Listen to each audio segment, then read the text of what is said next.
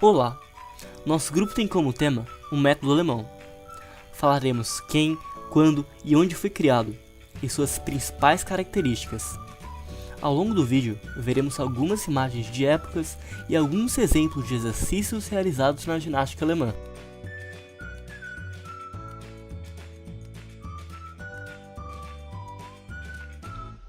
A ginástica alemã começou a ser estudada com mais desenvoltura na metade do final do século XVIII e tomar forma no início do século XIX com o famoso método alemão, e tinha como objetivo regenerar a raça e a saúde, principalmente preparar os alemães para a guerra. Então, criar um grande espírito nacionalista para se ter a união só seria possível com homens e mulheres fortes, robustos e saudáveis. Era um período de desenvolvimento mundial com a primeira revolução industrial, que iniciou na Inglaterra. Já a Alemanha estava com as atenções voltadas na guerra com a França, deixando a revolução em segundo plano. Além disso, a falta de unidade política e econômica, aliados aos problemas estruturais com a subdivisão do território, chamados de Prússia, prejudicou o seu desenvolvimento. Os pioneiros do método foram Götz Muffs, Adolf Spies e Friedrich Ludwig Jahn. Muffs defendia os exercícios de acordo com a capacidade fisiológica dos indivíduos. Já Spies teve grande atuação no que diz respeito às ginásticas na escola, e Jahn incorporou na Alemanha os chamados clubes de ginásticas. Todos eles tiveram grande importância na evolução da ginástica alemã. Em 1884, a ginástica teve papel fundamental com o imperialismo na partilha da África, sendo prática esportiva recomendada às pessoas do continente africano, onde os territórios colonizados pelo Império Alemão recebiam treinamento das sociedades de ginástica Turverein, organizando a vida social e desportiva desses povos. Essas sociedades de ginástica propagavam o nacionalismo alemão. Os povos colonizados viviam uma espécie de pão e circo, já que tinham competições e treinamentos semanais, além dos ensinamentos culturais germânicos. No Brasil, o método foi bastante aceito e teve muita visibilidade nas primeiras décadas do século XIX, através da vinda de algumas famílias alemãs que se instalaram no sul do país, como Blumenau e Joinville, deixando seus hábitos e cultura para os nativos, como a busca de uma sociedade forte e saudável, pronta para lutar pela pátria. Inicialmente, o método era usado apenas no exército brasileiro, mas depois foi crescendo em outros campos, como nas escolas, como grande incentivo até os anos 90, propagando principalmente os sentimentos de higiene e disciplina.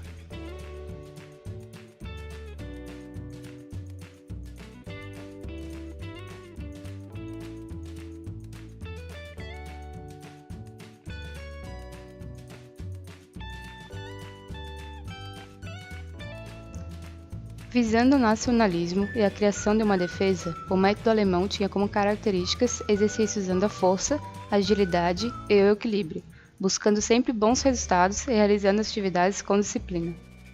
Uma característica que diferencia o método alemão dos demais métodos é a introdução de aparelhos.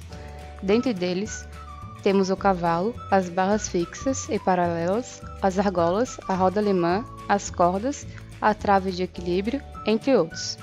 Estes aparelhos foram criados e desenvolvidos em sua maioria por Jahn, considerado o pai da ginástica. O método também possuía diversos exercícios sem a utilização de aparelhos, podendo ser exercícios livres, de suspensão, de apoio ou coletivos. Não podemos deixar de lembrar dos aéreos circenses, que usavam aparelhos como as argolas e as barras fixas, que demonstraram grande influência para a ginástica artística, sendo usados até em treinamentos militares.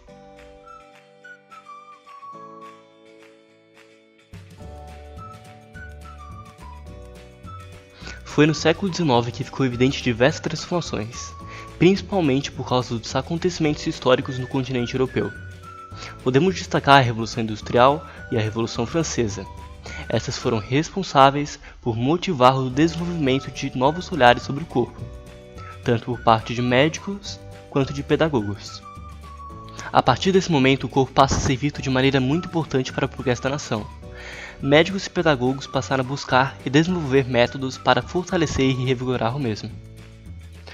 No período do final do século XVIII e início do século XIX, o exercício físico ganhou grande destaque. A ginástica alemã teve como objetivo incorporar e veicular a ideia da hierarquia, da ordem, da disciplina, da fixidez, do esforço individual e da saúde como responsabilidade individual. Muffs foi um professor alemão que lecionava na escola de ginástica alemã. Ele conseguiu o feito de introduzir a ginástica nas escolas. Esses exercícios foram baseados nos princípios básicos da ginástica artística. Muffs dividiu seu método em certos fundamentos físicos julgados fundamentais na época, como a força, o da agilidade. Porém, não foram deixados de lado os aspectos culturais, que ele considerava harmônico, que no caso eram a dança, a ginástica e a marcha.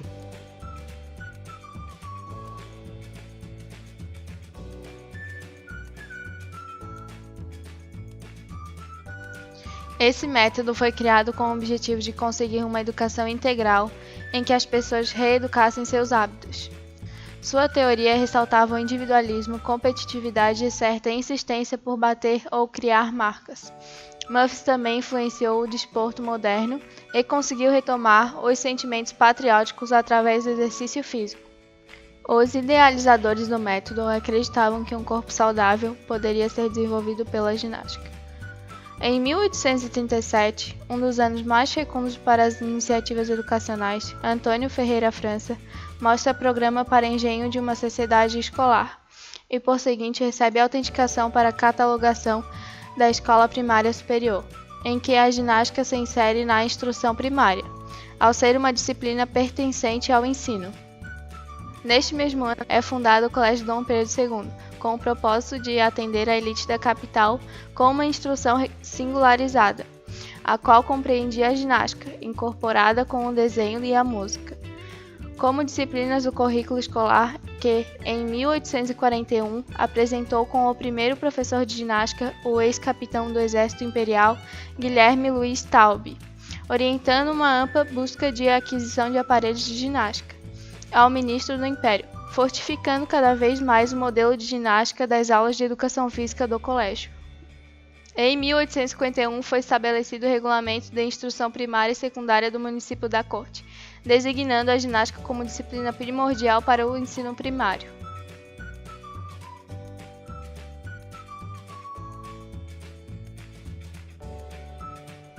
No campo competitivo, a ginástica artística, primeiramente chamada de olímpica, por ser a única ginástica a ter participação nos Jogos Olímpicos, tem suas origens no método alemão. Essa prática tem métodos que focam na disciplina, na preocupação com a saúde e nos estudos genéticos dos humanos. Esta modalidade tem diversas acrobacias que são parecidas com os movimentos de ginástica do Egito Antigo, porém suas grandes origens são as alemãs. Além disso, a ginástica alemã também foi base para a estruturação da ginástica moderna, atualmente designada de rítmica. No campo demonstrativo, ou geral, em algumas situações é usado o método alemão, sempre focando no grande espetáculo. Já no campo de condicionamento físico, vem acontecendo um grande crescimento e evolução, já que, atualmente, vive-se em um momento em que as pessoas se preocupam muito com aparência e saúde, apesar de grande parcela da população estar apresentando problemas com relação ao sedentarismo e má alimentação. Foram criados estilos de exercício como o CrossFit, com influências de diversos movimentos vindos do método e da própria ginástica alemã. Por fim, temos a ginástica alemã como parte do currículo escolar, presente em muitas instituições, além de que, por muito tempo, a ginástica era a própria educação física.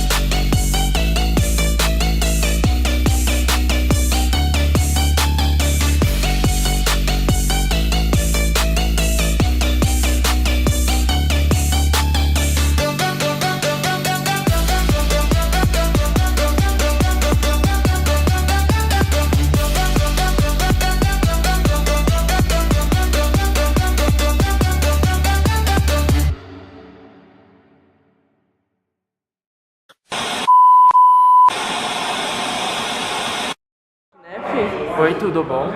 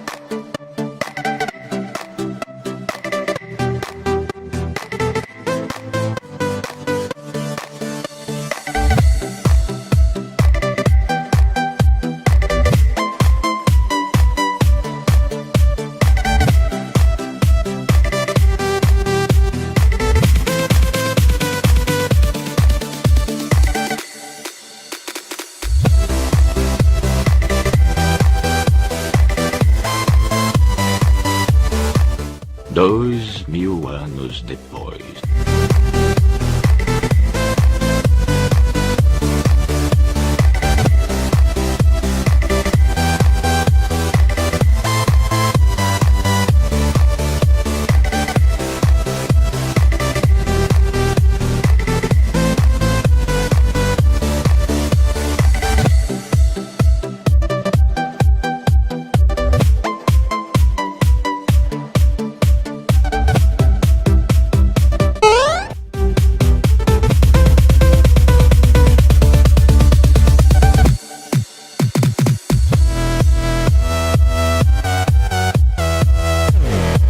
I believe I can fly.